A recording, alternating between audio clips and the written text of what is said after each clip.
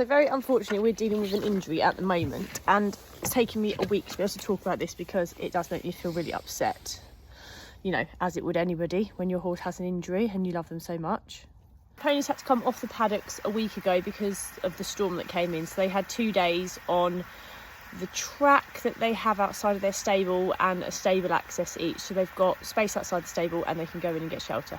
And when the storm passed, I have a very, very small paddock, and New McCoy loves to have a roll, and thought I would just put him out there for 5 minutes to have a roll. And in that literal 5 minutes, he had a bit of a trot and a wander over the other side of the field, laid down to have a roll. I then went to get him on a head collar because I knew what could happen next. You know, they get a bit energetic, don't they, start running around. And got him back in straight away after he'd got up from rolling. And in that 5 minutes that he was out on the field, that he trotted over to the other side and had a roll, something had happened. So here we now are, 8 days later, cold hosing twice a day for 15 minutes. He's very tolerant of this. So we cold hosed and kept him in a really small area for a few days. And because he's 22, I did do some hand walking with him, controlled exercise, just because, you know, there's other things that you don't want to make worse. You know, I don't want him to get stiff, and he has a dust allergy, so keeping him not stood still just helps keep his lungs flowing through well. It's not terrible, but it just needs to be looked after. Anyway, the vet came, had a look. Luckily, he's barely lame, so it was about 1/10 if anything, and she also did a flex on the fetlock to see if that would change it at all, and it didn't, so that is really good news. She would like him to have a scan, which is the right way to do things, but they can't do a scan immediately because of the level of swelling, so then they can only see swelling in there. So we've got to wait till 10 to 14 days after the injury has occurred before we can do a scan to actually see what's going on in there. And I just fingers crossed, really hoping that it's very minimal and that it's just swollen up a little bit more, perhaps because of his age, maybe, and now he's standing around, so, you know, of course the fluid starts pooling around.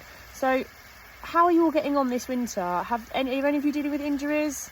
It's so sad, isn't it? You just don't want to think of them in pain, and you know, it always happens at this time of the year, doesn't it? It's just the worst time of year because now it's wet and it's miserable, and it just makes dealing with it all the worst. Then of course we had all that frozen weather, so the taps froze and I had to go and get some ice boots. Oh my goodness, are they not cheap? But they did do us a turn in the cold weather when the tap is frozen, and of course when it's freezing, who wants cold water running down their leg? He's very patient. He's very good at having his leg hosed for me. He doesn't move a muscle when we do this. And I tell you, the other thing I find difficult at times is I love being on my own yard and being able to make my own rules and all the other stuff that comes with that.